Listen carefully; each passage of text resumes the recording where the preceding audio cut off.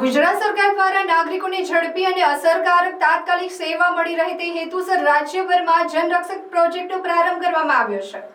તેના અંતર્ગત ભરૂચ જિલ્લામાં પણ આ પ્રોજેક્ટનો પ્રારંભ કરવામાં આવ્યો હતો। ભરૂચ જિલ્લા પોલીસ વડા Akshayraj Makwana, SP Ajaykumar Meena, DySP CK Patel, executive Hanif Baluchi તથા શિક્ષણ વિભાગના અધિકારી જીતેન્દ્ર ત્રિપાઠીની ઉપસ્થિતિમાં ભરૂચ એસપી કચેરી ખાતે લોકાર્પણ કાર્યક્રમ યોજાયો હતો। આ પ્રસંગે જિલ્લામાં 30થી વધુ ગાડીઓને જનતાની સુરક્ષા અને સુખાકારી માટે તાત્કાલિક સેવા આપવા કાર્યરત કરવામાં આવી છે। અત્યાર સુધી અલગ અલગ પરિસ્થિતિઓમાં નાગરિકોને પોલીસ માટે 100, ફાયર માટે 101, એમ્બ્યુલન્સ માટે 108, મહિલા હેલ્પલાઇન માટે 181, ટ્રાફિક હેલ્પલાઇન માટે 1930 જેવા અલગ અલગ નંબર યાદ રાખવા પડતા હતા, પણ ઘણીવાર યોગ્ય નંબર યાદ ન આવવાથી નાગરિકોને સમયસર સહાય મળી શકતી નહોતી।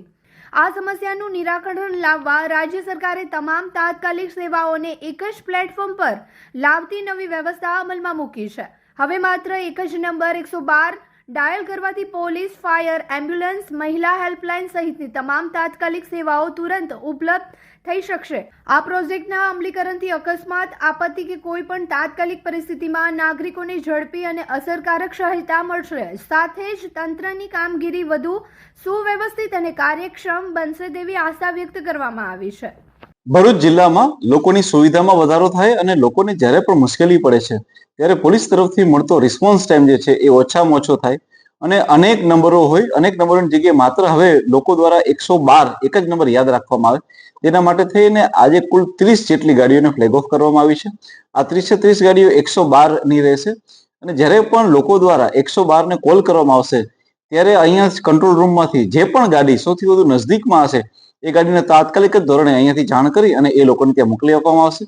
આ રીતે લોકોને જે રિસ્પોન્સ આપવાનો ટાઈમ છે એ રિસ્પોન્સ ટાઈમને ઘટાડી શકાશે અને લોકોની સુવિધામાં જે છે એ વધારો કરી શકાશે। સર, આ જે ગાડીઓ હશે એમાં સ્ટાફ કયા પોલીસનો હશે અંદર?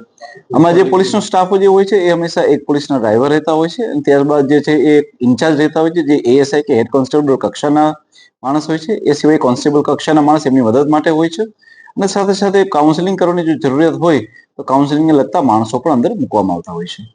દીદી ચાલો ને આપણે જઈએ, બધા ચણિયાચોળી બહુ ફિટ પડે છે। પાછા ફિટ જાડી થઈ ગયા શું?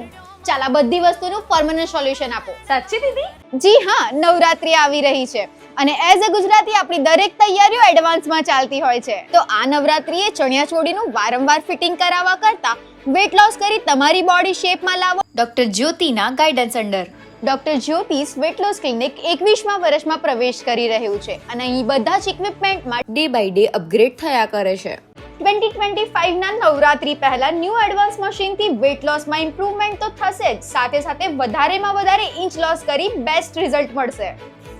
અરે વાહ દીદી, માની ગઈ તમને। હવે હું એકદમ કોન્ફિડન્ટ છું। તમે પણ વેટ લોસ કરી તમારું બોડી શેપમાં લાવવાની તૈયારી આજથી જ શરૂ કરી દો ડોક્ટર જ્યોતિના ગાઈડન્સ અંડર। આજે જ અપોઇન્ટમેન્ટ બુક કરાવો ડિસ્પ્લે પર આપેલા નંબર ઉપર and visit doctor Jyoti's weight loss clinic, F116 Rangoli complex near Big Bazaar, Bharuch.